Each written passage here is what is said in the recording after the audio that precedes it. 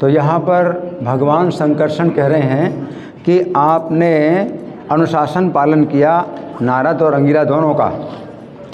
तो पहले तो अंगिरा जी आए थे, अंगिरा मुनि आए थे, नारद जी बाद में आए। तो अंगिरा मुनि का अनुशासन क्या था? तो अंगिरा मुनि ने जब देखा कि इनको पुत्र की बहुत आसक्ति है, पुत्र में बहुत तीव्र कामना है पुत्र प्राप्त करने की, तो नारद जी ने, अंगिरा मुनि ने जो है वो कुछ जो है चरु जो है उनको यज्ञ किया और चरु जो है कहा कि अपनी पत्नी को खिला दो, पुत्र होगा और हर्ष और शोक तुम्हें प्रदान करेगा। तो ये अनुशासन है। अंगिरा मुनि का पहला अनुशासन ये था कि अंगिरा मुनि ने कहा कि अच्छी तरह से प्रैक्टिकल हर्ष का अनुभव करो, फिर शोक का अनुभव करो, उसके बाद फिर नारद जी ज्ञान देंगे। तो पहला अनुशासन क्या था अंगिरा मुनि का कि तुम्हें ये पुत्र प्राप्त होगा, हर्ष प्रदान करेगा और शोक प्रदान करेगा। तो ये अंगिरा मुनि का अनुशासन। अब ये विधि इस समय हम पालन नहीं कर सकते। कलयुग में तो जीवन का जो है कुछ भी पता नहीं है, किसी समय छूट जाए, है ना, और जो है अल्प आयु है लोगों की। नहीं, पहले आयु बहुत लंबी होती थी, तो लंबी विधि से उनको जो है शिक्षा दी जाती थी। तो अंगिरा मुनि ने बहुत लंबी विधि से शिक्षा दी कि पहले पुत्र प्राप्त करो और फिर हर्ष का अनुभव करो, फिर शोक का अनुभव करो। फिर नारद जी उनको जो है वो दूसरी आगे की जो विधि है वो सिखाएंगे। तो ये विधि जो है कलयुग में संभव नहीं है। कलयुग में तो अब जो है क्या है, प्रायणाल्पाश सब है, अल्प आयु वाले लोग हैं। तो इसलिए हमें तुरंत ही हरि नाम जप करो, शुरू कर दो हरि नाम जप करना। अब ये सब प्रतीक्षा नहीं करना कि पहले पुत्र प्राप्त करो, फिर उससे हर्ष प्राप्त करोगे, फिर उसकी मृत्यु होगी, फिर शोक प्राप्त करोगे, फिर जो है आपको दिव्य ज्ञान प्राप्त होगा। तो यहाँ पर ये चीज़ है। और संकर्षण भगवान कहते हैं कि इस विद्या के द्वारा आपने मेरा दर्शन प्राप्त कर लिया। तो दर्शन प्राप्त कर लिया, तो दर्शन तो हम भी भगवान का कर रहे हैं, लेकिन क्या अंतर है? हम भगवान का दर्शन कर रहे हैं, लेकिन भगवान तो हमसे बात नहीं कर रहे। तो अंतर है ना। यहाँ भगवान का दर्शन कर रहे हैं जो राजा चित्रकेतु, तो उन्होंने स्तुति की, प्रार्थना की और भगवान जो है उनसे बात कर रहे हैं। इसलिए प्रभुपाद ने उस बात को अब नहीं लिया कि हम जैसे भगवान का दर्शन कर रहे हैं तो क्या अंतर है, चित्रकेतु भी भगवान का दर्शन कर रहे हैं। तो प्रभुपाद फिर उस दूसरी विधि से इसको समझा रहे हैं कि भगवान जो है का नाम है, रूप है, ये सब जो है उनकी महिमा हम नहीं जान सकते हैं जब तक कि हमारी इंद्रियां जो है पवित्र नहीं होती। तो इंद्रियों को जो है हम भगवान की सेवा में लगाएं। तो सेवोन्मुखो ही जहवा। तो प्रभुपाद श्लोक उद्धृत कर रहे हैं कि अब जो है हमें अपनी इंद्रियों को भगवान की सेवा में लगाना है। तो 5 ज्ञानेंद्रियां हैं और 5 कर्मेंद्रियां हैं, तो 10 इंद्रियों को भगवान की सेवा में लगाना है।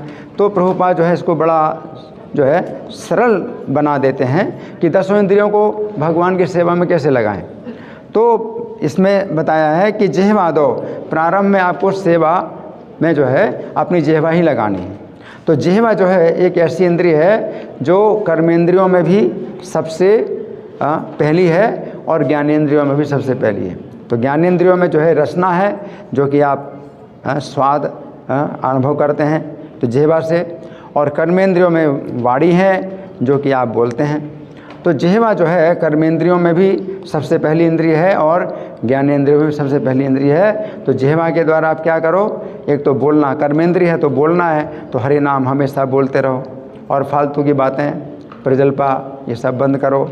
और दूसरा, जिह्वा को भगवान की सेवा में लगाना है तो क्या करना है, केवल भगवत प्रसाद ग्रहण करो, है ना। तो हमेशा भक्तों की जो है यही चिंता होती है कि कोई अन्य प्रसाद अगर होता है तो बिना जो है भोग लगाए उसको नहीं खाना।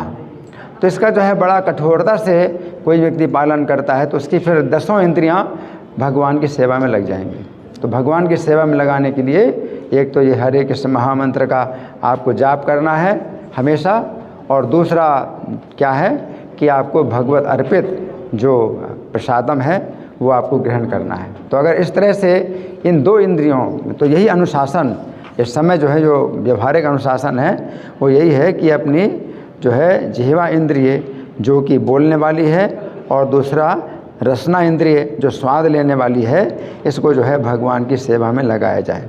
तो अगर कोई व्यक्ति इस तरह से बहुत कठोरता से इसी का ही पालन करे तो इसमें भी अनुशासन की आवश्यकता है, क्योंकि प्रसाद कभी अच्छा लगता है, कभी अच्छा नहीं लगता है, तो आप फेंकते हैं, ये ठीक नहीं, वो ठीक नहीं। लेकिन वो सेवा का मतलब यही है कि आप प्रसाद सेवा कर रहे हैं तो जो है आप उसको स्वाद लेने की दृष्टि से नहीं ग्रहण कर रहे हैं, आपको जो है इसलिए आदर करना है। स्वा प्रसाद अन्न दिलो भाई। तो इस तरह से जो है आप जो है नष्ट ना करो, प्रसाद को नष्ट ना करो, है ना। और दूसरा जो है बड़ा अनुशासन होता है कि बहुत बोलने की इच्छा होती है, इधर की बातें उधर की बातें लेकिन आप जो है नाम की संख्या सबसे पहले पूरी करो। कैसे पूरी करें, तो आपको जो है बहुत कुछ अपनी जिह्वा को कंट्रोल करना पड़ेगा कि आप बहुत इच्छा होती है ये बात करना, वो बात करना, हंसी मजाक सब कुछ। आप अगर इसको, यही अनुशासन है इस समय प्रभुपाद जो हमें बता रहे हैं, और इसके द्वारा ही जो है फिर आपकी जो जितनी बाकी इंद्रियां हैं वो भी भगवान की सेवा में लग जाएंगी। प्रारंभ यही है, सेवोन्मुख ही जिह्वादो स्वयं में विस्फुरत है। तो फिर भगवान का जो नाम है, भगवान का रूप है, भगवान के गुण हैं, ये सब जो है प्रकट हो जाएंगे आपके सामने।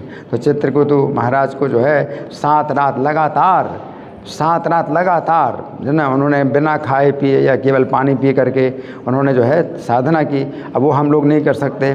परीक्षित महाराज में 7 रात और 7 दिन लगातार श्रवण किया श्रीमद् भागवतम का, तो बिना खाए पिए उन्होंने ये सब कार्य किया, तो वो हम नहीं कर सकते। लेकिन अब इतना नहीं है, लेकिन इतना ज़रूर है कि आप जो है बिना भोग लगाए आप कुछ अन्न प्रसाद नहीं ग्रहण करेंगे, और जब तक आपके जो है नाम की संख्या पूरी ना हो जाए तब तक आप जो है अपनी जो है आपको चैन नहीं मिलना चाहिए, आपको चिंता बनी रहनी चाहिए कि आपकी संख्या पूरी नहीं हुई। तो अगर इस तरह से अगर आप जो है लगे रहते हैं तो आपको जो है फिर भगवान का जो नाम है, रूप, गुण, लीला, ये सब प्रकट हो जाएंगे। हरे कृष्णा। ग्रंथराज